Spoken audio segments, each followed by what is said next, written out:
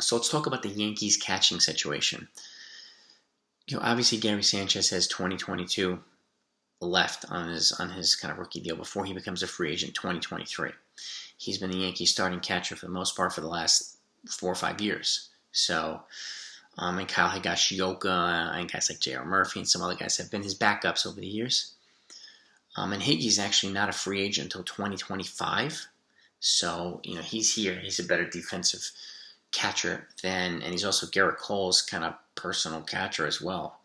And he's, obviously, Gary Sanchez has improved defensively this past year, but he's still very, very inconsistent. And it's deceptive, too, because you think he hasn't really done anything this year. He's got 18 home runs, and again, it gets so hot and so cold and so hot and so cold. But in the event that they move Sanchez in a trade for whatever reason, right, and keep Higashioka, there's a catching prospect in the Yankees right now at AAA that nobody's talking about. And I know they drafted Austin Wells recently in the first round and last year in 2020.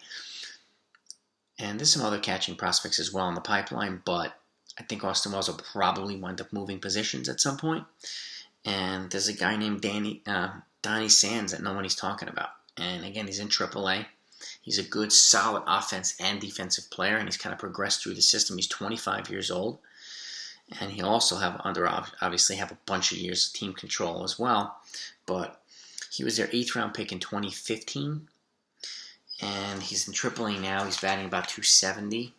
He's got 5 home runs and 17 RBIs this year, and an 815 OPS. So not bad.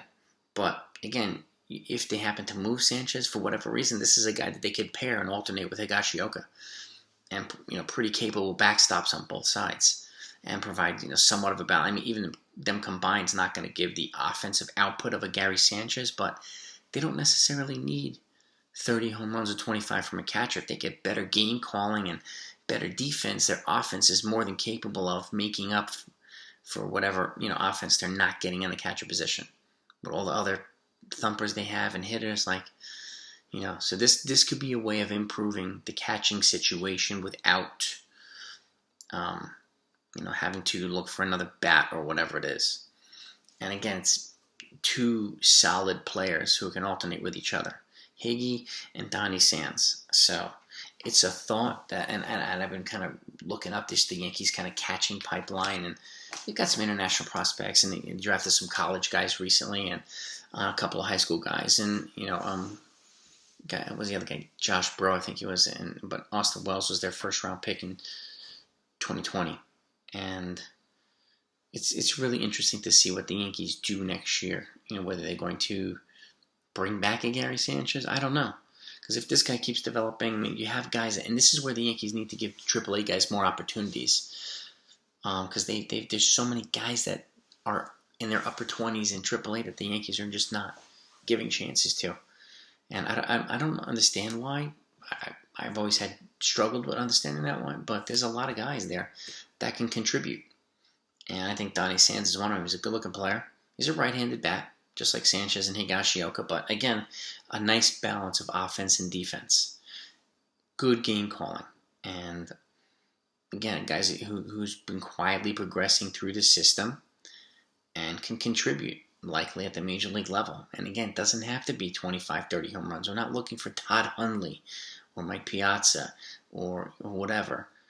It's a solid catching, solid game calling, good defense, like the ability to throw guys out on occasion and just call a really good game, and you have 2 guys like that you don't really have to worry about. Okay, and again, Higashioka's stats are not sexy. Well, he's also not the starter, but Garrett Cole loves to pitch to him, and he hits well when he's playing in games that Garrett Cole's pitching as well too. And Garrett Cole just pitches extremely well with him there. I mean, he's thrown Sanchez too, thrown some good games there. But Higashioka is a good pairing with him, and a guy like Donnie Sands might be a good game caller for a couple of other Yankee pitchers. He might click well. You never know with Nestor, with Taillon, with Montgomery. You never know. You never know. But this is a guy I wanted to talk about that nobody's just discussing.